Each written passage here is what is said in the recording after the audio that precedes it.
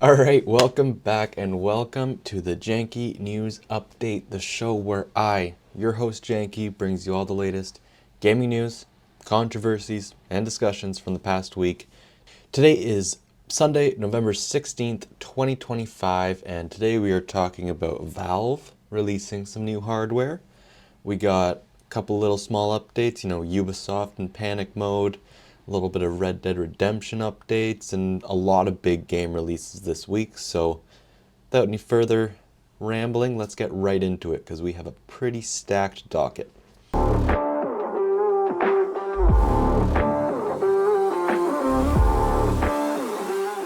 First up, some news that really shook the gaming world. Valve came out and announced 3 new pieces of hardware that they are going to be releasing in early 2026, reportedly. They announced a new Steam machine, a console, a new Steam frame, a VR headset, and a new Steam controller, a controller. Let's start with the Steam machine, the one that really shook up everyone on Twitter, the one that made people, pull that, whoa, we really trying this again kind of face, you know what I mean? This isn't Steam's first attempt at making a console. About 10 years ago, they teamed up with Alienware and released the first Steam machine, and yeah, it flopped harder than a fish on a trampoline. I mean, it was not great. And you could kind of understand why. I mean, the Steam OS wasn't quite there yet. It was kind of like a tech demo with UI, like it wasn't great. And the Steam library was nowhere near what it is today. Like, back then, it was the peak of the console wars and console exclusivity. So no one was going to buy something that you couldn't run Halo on, you know what I mean? Like, there was no need to build a Steam library back in 2010, and you can understand why it might have not done as well as it could today. But now, totally different climate. I mean, Steam is the best place to build a gaming library, and it's not even close. I recently switched from Xbox to PC, and I don't know if I'm ever going to download a game on the Microsoft Store again, unless I'm using PC Game Pass. Like, Steam is the best. By far, best place to download games. We don't know the price of this yet, as with all of these pieces of hardware that they've announced, but if it's competitively priced with a Nintendo Switch or a PlayStation, this could really do some damage to one of the companies we'll talk about a bit later. Is it going to disrupt Nintendo? No. They're going to keep releasing Mario and Smash and Mario Kart, and they'll keep making money. They have no worries here. Will it mess with PlayStation? Probably not. I mean, people are pretty in love with the specs of a PlayStation, and they still have exclusives. Like, I don't think PlayStation's really going to worry much here. But Xbox, that's where it gets interesting, right? Like, they could be biting their fingernails thinking, oof, I don't know, man. This new Steam console look like it could be a direct competitor and a lot cheaper, because Xbox's new console is reportedly going to cost $1,000 in that price range, anywhere from $800 to $1,200, and it's going to be a Windows console hybrid. So, UI of a console with the nonsense of Windows, kind of the worst of both worlds. But like, why, if this Steam machine is priced competitively, why would you buy that Xbox? Like, why would you go and spend double the price just to have the Epic Games Store and have to update Windows every time you log on? Like, that doesn't seem right. And especially since I assume this Steam machine will be pretty easy to break. Like, I'm pretty sure you'll be able to just get, Epic Games and all your other stores if you want them on there. I don't think it'll be too difficult. So I don't see why you would spend double the money to get this Xbox PC hybrid.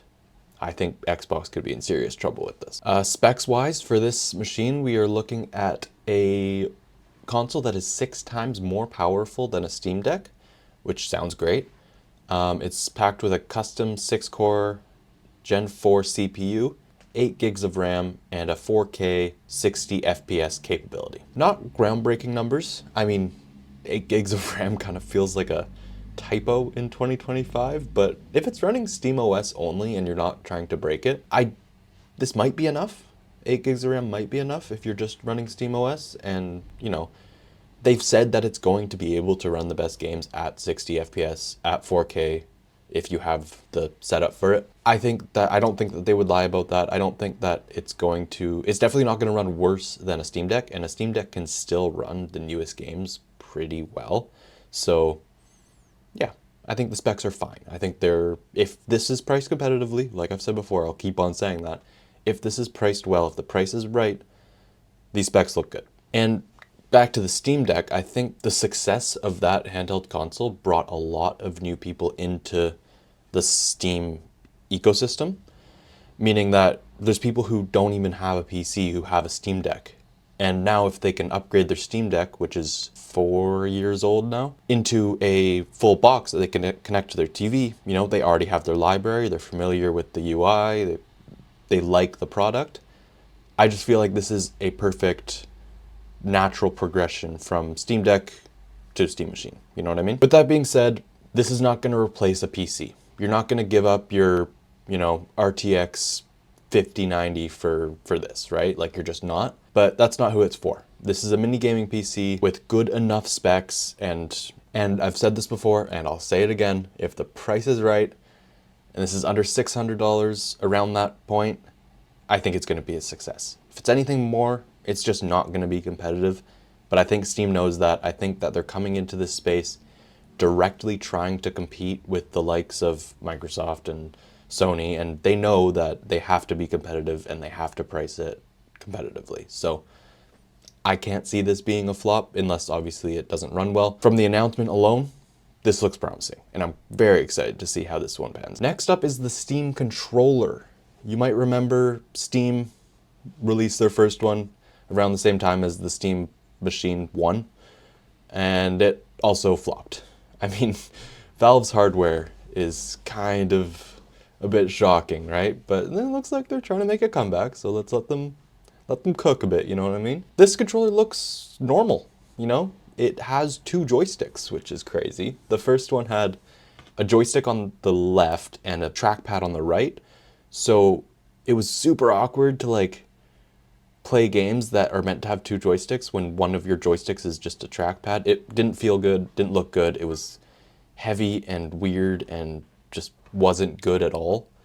But this one has 2 joysticks and 2 trackpads. So you'll be able to play the games that are meant for controller or work well with a controller, but you'll also be able to play those PC first kind of games. And even if it's a really chunky looking boy, I think that this could be good. And this is probably the one out of the 3 that I will most likely be buying. And finally, the Steam Frame, a standalone VR headset running SteamOS. You'll be able to play Steam games through streaming, like from your PC, but you'll also be able to play games natively, like with a MetaQuest 3, that kind of thing.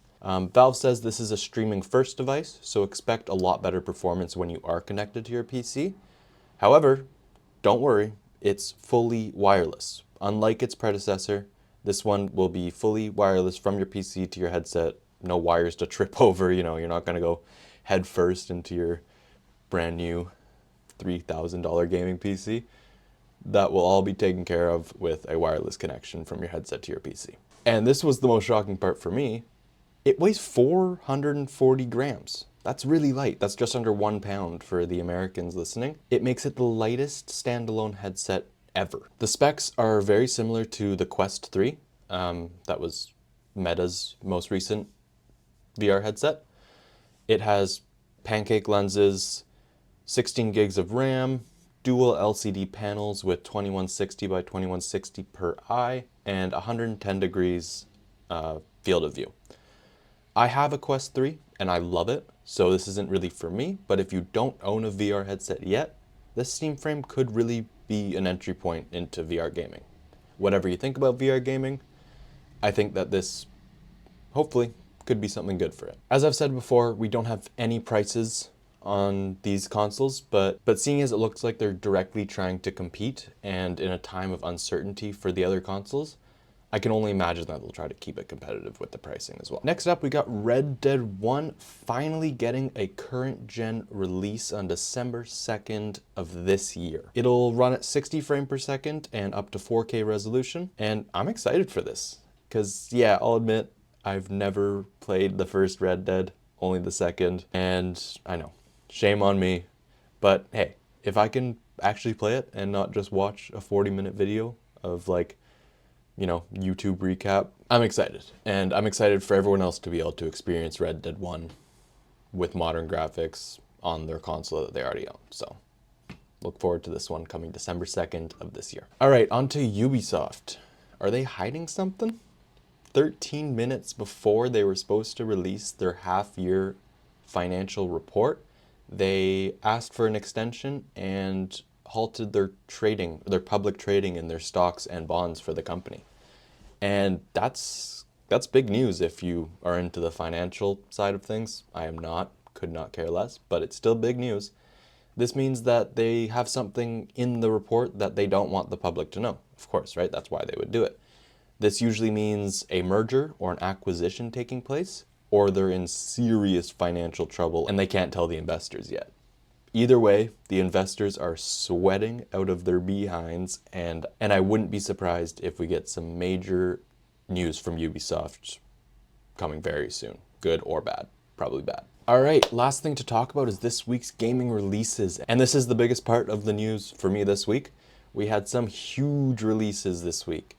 3 big ones that are worth talking about, and we're going to start with Anno 117 Pax Romana. I already did a full review on Anno 117, so I won't repeat myself too much. Go check that out if you haven't already. I think it's probably one of my best videos. A little self-plug there, but yeah, go check that one out after you watch this one, you know what I mean? So we won't go too in-depth on my opinions of the game. We're going to more talk about the public reception here. Mostly positive on Steam, and a 86 Metascore, which is the best of the series yet. People are actually really liking this game.